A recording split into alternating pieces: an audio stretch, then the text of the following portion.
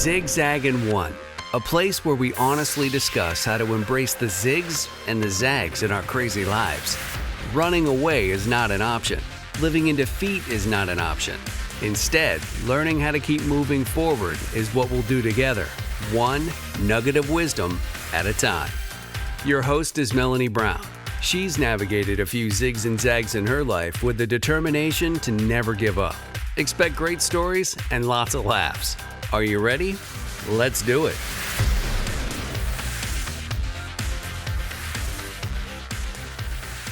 Welcome to the Zigzag and One podcast. I'm your host, Melanie Brown. I am super excited to start season 2 with my guest, Amy Markham. She is a wife, mother of 2 boys, an artist, a podcaster, and a middle school art teacher. Because of her passion for art, I asked Amy to join me today to talk about how creativity helps us work through and express ourselves when we face the zigzags in our life. I hope you'll find her as interesting as I do. Join me for my conversation with Amy Markham. I am so excited to have you with me today, Amy. We met at the She Podcast Conference, and right away when you started telling me about your podcast, I knew that we had a connection. And then you started talking even more and sharing more of your story. And you have faced some major zigzags. So welcome to the show. Thank you. Thank you for having me. It was great to meet you. I know about your story, but I would love for you to share it with the listeners. So tell me where it started, and then I'll interrupt you occasionally and ask you some questions, but you have an incredible, remarkable story, and I can't wait for the listeners to hear it. So I guess I would start by saying this was mainly a 2011 story. So in February of 2011, my father came to visit me. We were living in Pennsylvania at the time, and I had known he was having some health issues. It was my son's 4th birthday party. And after the party was over, he sat us down and told us that he'd been diagnosed with pancreatic cancer. Wow. And that's one of the most deadly forms of cancer. Yeah, it's pretty much a death sentence. There hasn't been a lot of advancements in treatments. And so a lot of people don't have many options once they've been diagnosed with that. And I knew that, but I tried very hard to stay positive and focused for him. And then 2 months later, I had my own diagnosis. I had been having some pain in my stomach for about 2 years and been to doctors off and on. And they kept telling me it was from nerve damage from my C-sections or things like that. And come to find out it was appendix cancer. When you told me that, I had never heard of appendix cancer. So tell us about that. So it's a 1 in a million. It's a very rare kind of cancer. Mine was basically it had started in the appendix. The appendix had torn because of the tumor in the appendix, and then it had spread throughout my abdomen. And by the time they found it, it was still in the abdominal cavity, but it was kind of touching everything in there. And so I had to have a advanced treatment called HIPEC. It stands for heated intraperitoneal chemotherapy. And basically what that is they do a surgery where they go in and they take out all visible tumor. And then once they have done that, they pour chemotherapy into your abdomen that is heated to above body temperature, and they shake you for 2 hours to circulate it. That just makes me hurt even thinking about it. How was the recovery? Because I can only imagine that it was extremely painful when you woke up. Well, it was pretty difficult. I was in the hospital for 2 weeks because doing that, it shuts down your ability to eat. So for your intestines kind of go to sleep. And so for 2 weeks, I had to be on IV fluids and foods and stuff to be able to get through it. And honestly, it was at least a year before I was kind of back to normal. And during that time, it was difficult because, I was in Pennsylvania, my dad was in Virginia, And I started to get better as he started to get worse. So, wow. Yeah, he was supposed to come see me the weekend after my surgery. He and my stepmother were going to come up to Pennsylvania, and they called and said that Dad had been admitted to the hospital and that he had taken a turn right after I started to get better. So, that had to be very difficult emotionally as you're dealing with your own struggle and then having knowledge that your dad is quickly passing away. How long before he passed away in your journey? So I got out of the hospital in late June, and then we went down and saw him for the last time in early July, and he passed away at the end of July, 2 days before my birthday. I'm sure that was extremely difficult. Yeah, it was a very emotional period, and very, anybody who goes through big things like this, I think the world just kind of changes, and there's like this, the perception of time changes, and like everything just feels very intense. And it was a very pivotal point. I can only imagine. And then you are recovering and another zigzag hits your life. Tell me about that. Yeah. So basically it goes, my dad got cancer. I got cancer. I got treatment. Dad died. I got diagnosed with another cancer. It was a second primary. It was not that the appendix cancer had spread. It was that because they found the appendix cancer and they were checking me so thoroughly, they discovered I also had thyroid cancer. That is just bizarre. When you were telling me that, I was shaking my head, and I am now, because it's so incredible that you have such different types of cancer, and not just once, but twice. Actually, I've had 4. I was getting there. So you've hit quite a few zigzags. So tell us about cancer number 2, and then keep going through 3 and 4. Okay, so cancer number 2 was thyroid cancer, and it's funny because I think maybe because of everything that was happening with my dad at the time, and how like rare and weird appendix cancer is, and just like the protocol for how to deal with that. When they told me that I had thyroid cancer, I think that was almost what broke me. It was like the one that actually hit me. How so?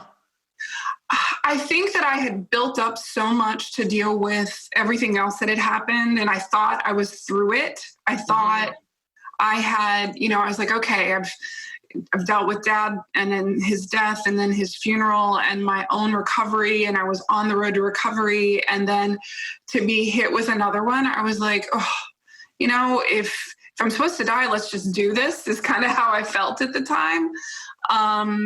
But apparently I wasn't. So they removed my thyroid. So, honestly, that one's an easy one compared to appendix cancer. There's treatment and protocol, and I didn't have to have radiation or anything because they found it early. Then we moved to Memphis because my husband got a new job in the middle of all of this. Great timing. Yeah, that's the way things happen, though. Yeah, but maybe it was a good thing because it kind of changed things up and took your mind off of your health issues for a bit. It did. And, it was kind of nice to be able to leave Pennsylvania and just leave all the stuff that had happened there.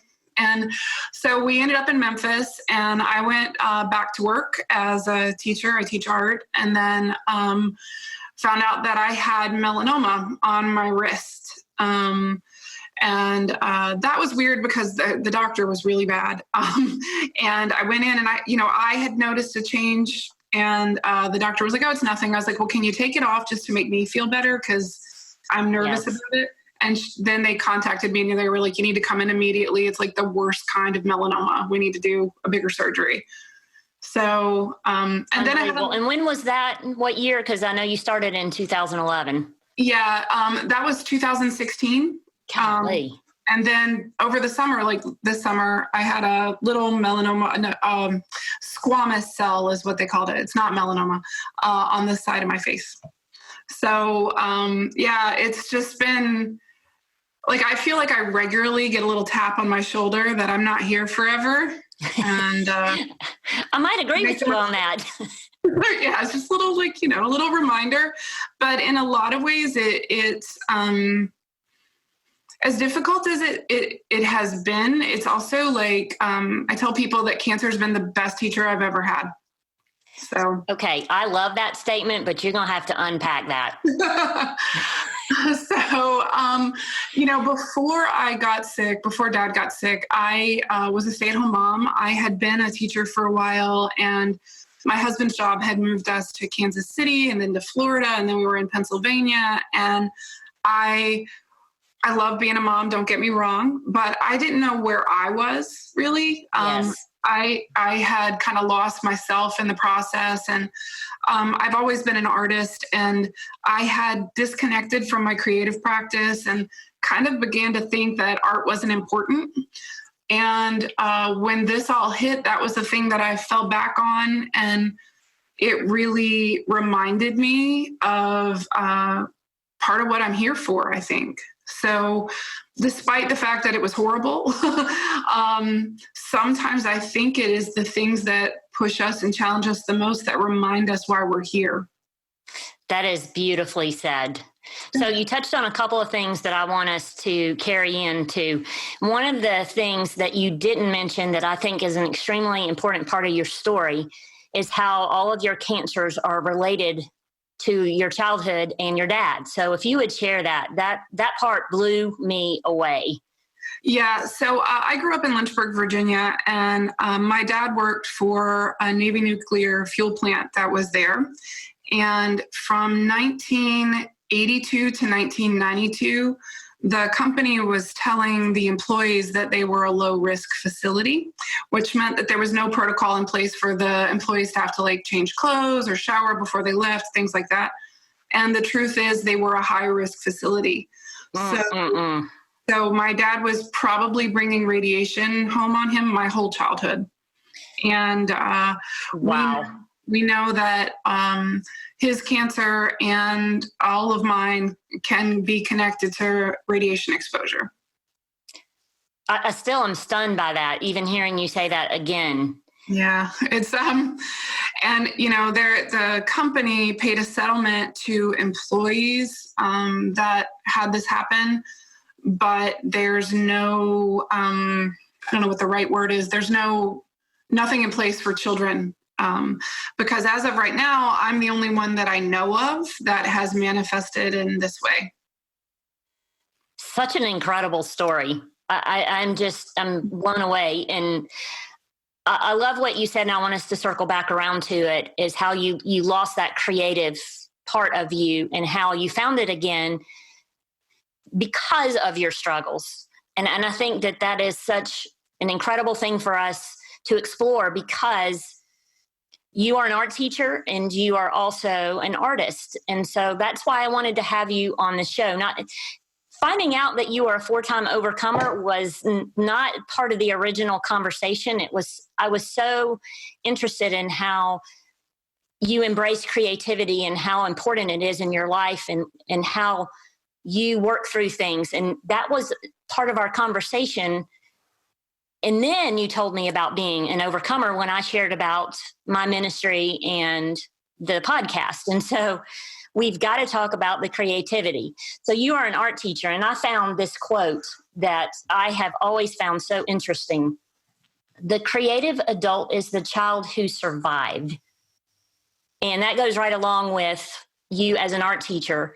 What do you see as far as you teach middle school? So what do you see with students at that age? Are they still creative? Are they still uninhibited with their creativity?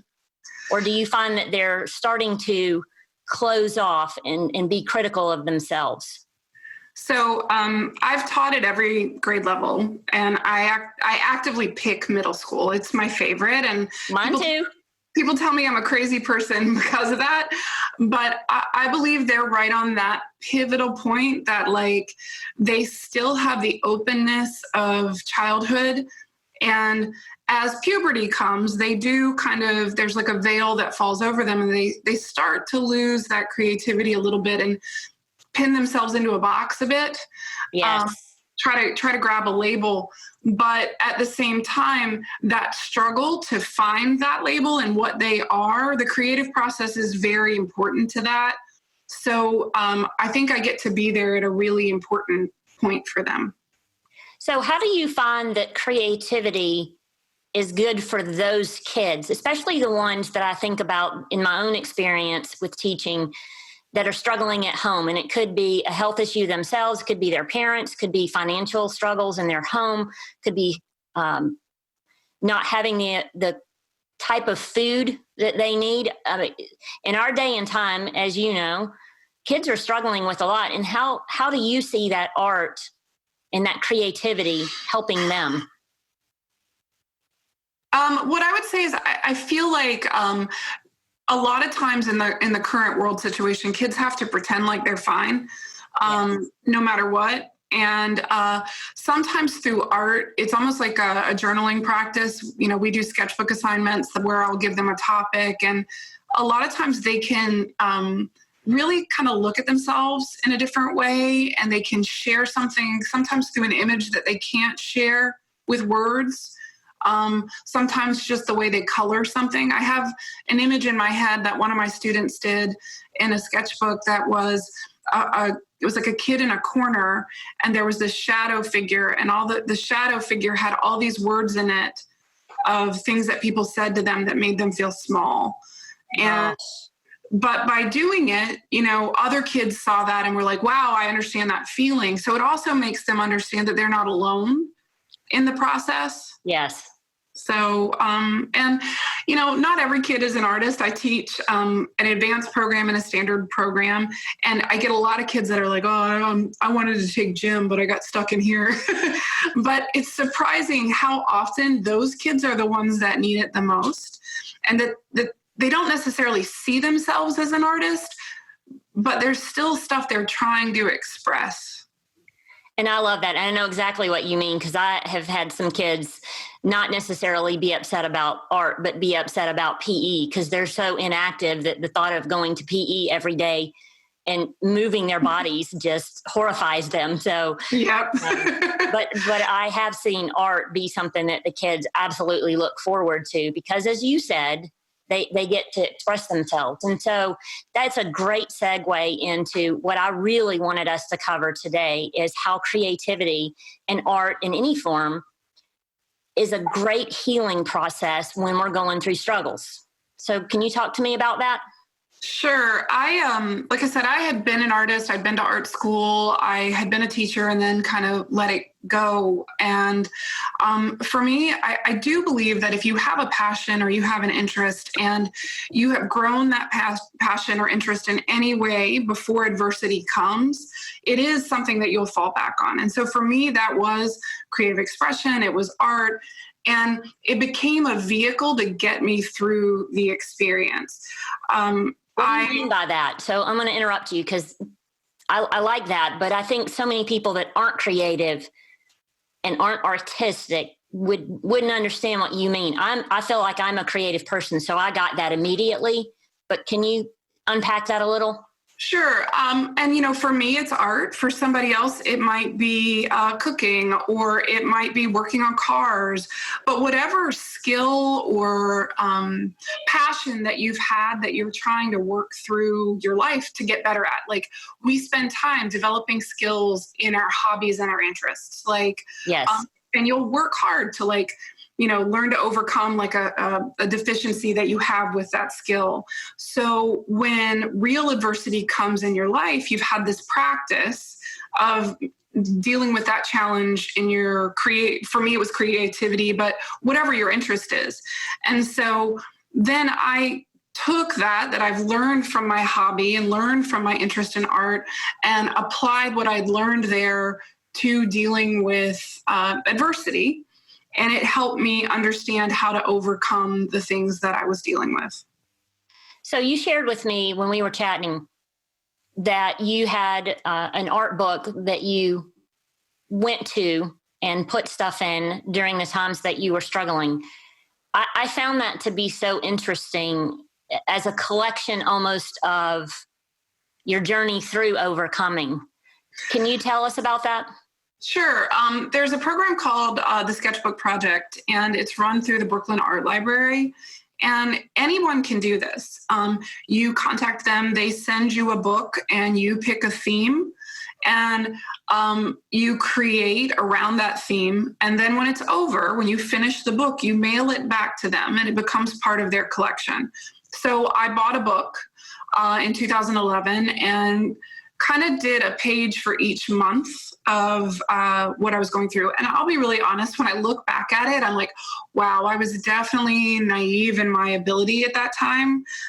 But it got me back into the habit of creating and reminded me that sometimes I had begun to think, and I think it was because I'd become a mom and everything was about them and not me. Yes. I'd begun to think that my expression was unimportant. And doing that reminded me that my expression is important not only for me, but for other people to see themselves mirrored in that expression, and that it can transcend the personal and become a universal experience. So art is that, it's that thing. It lets people see your experience, but then have their own relationship to that experience.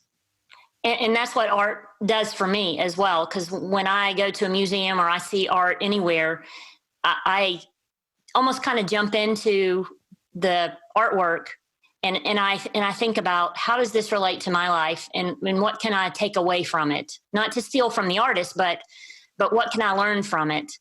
And I absolutely love art. I so much enjoy it. One of the things that I wanted us to cover is, you are an artist, you paint, you draw, you're an art teacher. I mean, you're just covered up in creativity. And that's why I was so interested in spending time with you on the podcast. But for some people that are going through struggles, and maybe they do want to experience art, but they have no idea where to begin. So can you talk for just a minute about different ways that you've done art, but also that other people, maybe that you haven't done it, but you know others who have. And so I want to make sure that people take away some ideas that when they are struggling, they don't think they have to just draw or have to just paint, that there are other ways to be creative. So I have a podcast about creativity. And one of the things that I talk about that on that show is that so much of creativity and art is in the thought form that we create. It's not necessarily the product, it's the process of going through it. And so there's a famous artist named Marcel Duchamp. And Marcel Duchamp, he created a famous piece called Nude Descending the Staircase. And his stuff is also very conceptual. And one of the things that he said is that an artist doesn't have to make anything, that they're simply an artist by the way that they approach and live their life. So yes, when we think of an artist, we're thinking of someone who is a painter or a sculptor who can draw. But the truth is, there is natural creativity just in the way we think sometimes, connecting things in interesting ways, and figuring out your method of expression for that is important. And people think that art's limited to visual art, but the truth is, I have a very good friend who's a yoga instructor who is creative and expressing through her movement. And, there are people who are expressive through music, and there are people who are expressive through cooking or fashion design or interior decorating. However you feel that you can best express what's inside you in the external world, that's creativity. So what do you think about all of these places? And I don't know if you have them in Memphis, but we have them all over Atlanta, where you can go and paint and have a drink and be with your friends. And what do you think about those places? Okay, so I did it. I was recently forced to go do that. Oh no, forced. Some teachers that I work with were like, I know you don't think this is great, but you should come with us. And I did. And I think it's a great starting point. But here's my issue with those places. The materials that they use are so bad that you can't get good product. So I think that even when people are doing that, and if they don't have a good experience there, it's partially because the paint's so watered down. That's not what it really feels like. So, but if it gives them an outlet and it gives them a chance to kind of get a feel for it, and they get their toes in there and they want to make something because they've done that, then it's great. I love the word that you use, forced. So did you have a good time anyway? I did. And it's fun to see like how other people approach creativity because, I spend my time with 12-year-olds and, right. And seeing how 12-year-olds approach it, they're unafraid. They'll just be like, all right, you think I can do this? I'm going to do it. But watching a room full of adults who were all tentative, we were just painting a Christmas ornament. We were painting a ball, Yes. And they were afraid they couldn't draw a circle or afraid of how to put the color on. So it was interesting to kind of stand back and go, oh, okay, a lot of adults have closed themselves to allowing expression for so long that it induces a little bit of fear. And there's a reason they drink at those things. You hit on something that I didn't intend for us to discuss, but I'm so glad that you opened this up, is how adults have changed from believing that they are an artist. When they were kids, like you said, I've seen it in my own classrooms where they just draw and they're happy and they're free to express themselves. But we as adults are so critical of ourselves. We go towards that perfection side when that's not what creativity is about. And I have to remind myself of that constantly when I am creating anything, because I am looking for the perfection. And that actually takes a lot of the love and passion and enjoyment out of it for me. And I have to just be very cautious of myself because I ruin any creativity and any benefit from it by being that perfection. Do you see that as well? Yeah. So one of the things that I have noticed as a trend is that everybody wants to do things in a realistic way. And unfortunately, I'm not interested in realism that much. I'm also not interested in abstraction that much. I'm interested in expression. And some of the best work that I've seen, lately is from people that I follow this Instagram account of this facility in San Francisco that is for mentally and physically handicapped people. And they do art for joy. And their work has so much power and expression because they're not concerned with that perfectionism. I think as adults, we put a frame around what something should look like. And we think if we haven't captured what we know that it looks like, then we feel like we're not doing it correctly. But the truth is we're all carrying around a camera in our pockets. And if we want it to look exactly like something, you can photograph it. And I think that instead, thinking about not what it looks like, but how it feels to us, and allowing our own expression of what we're seeing or what we're feeling or dealing with to come through, that's where the real art is. It's not in copying something. It is in creating it the way you see it. And sometimes we're not confident in the way we see it, or we don't like our style, but that's where the real truth and the real passion is in our own expression of what we're seeing. Wow, that's beautiful. I love what you just said. It's so beautiful. Thanks. So we're getting close to the end of the podcast time, and I want to make sure that we talk about your one takeaway, because I want the listeners, when they finish listening to your podcast episode, that they can say, oh yeah, Amy said this, and it's something that will propel them to be creative the next time that they face a struggle in their life, big or small, it doesn't matter. So what is your one takeaway? My one takeaway is that creativity is a healing force, and allowing yourself permission to be creative in whatever style or format that is for you can help you overcome things.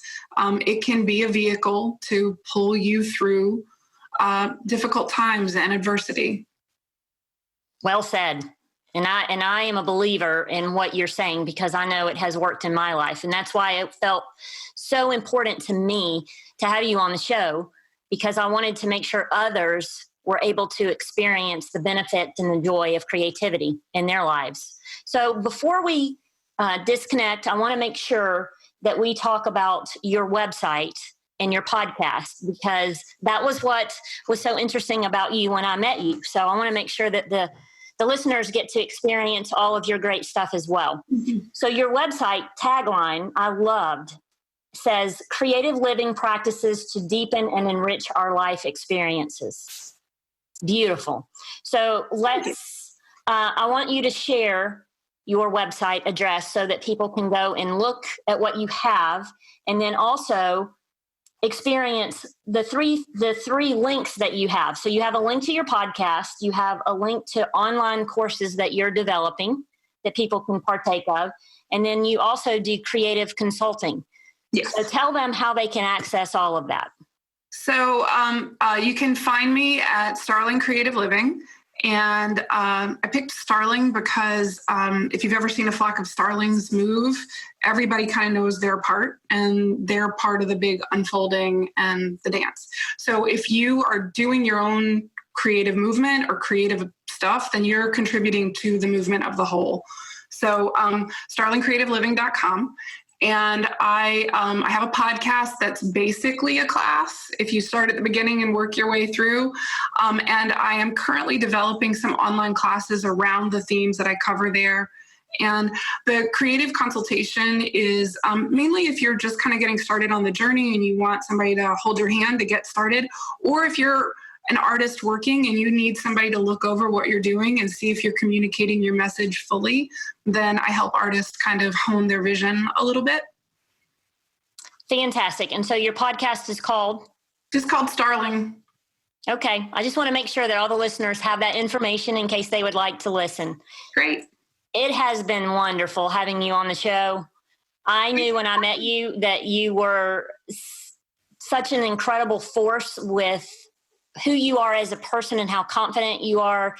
And I loved the idea of sharing how important creativity is when we're struggling, because I think so many times people overlook that. And so thank you for sharing all of that great wisdom and information today. And girl, you are an overcomer. I'm telling you what, 4 times of cancer, that is just incredible. Thanks. So thanks so much for being on the show. Thank you for having me. It was great to talk to you. So when life zigs and zags, and you know it will, find a creative outlet. I believe you'll agree with Amy that creativity is healing. Wow, friends, did you feel Amy's energy and grit? That girl has experienced many zigzags, but one thing's for sure, she never gave up. Instead, I love how creativity was an avenue of healing for her.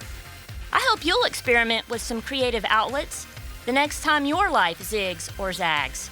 Need some ideas? Don't forget to check out Amy's website, starlingcreativeliving.com. Thanks so much for listening today. If this is your first episode or you've listened to all of Season 1, I appreciate you so much. It would mean the world to me if you'd subscribe, as you don't want to miss any of Season 2's episodes. Join us on January 17th for another episode of the Zigzag in One podcast.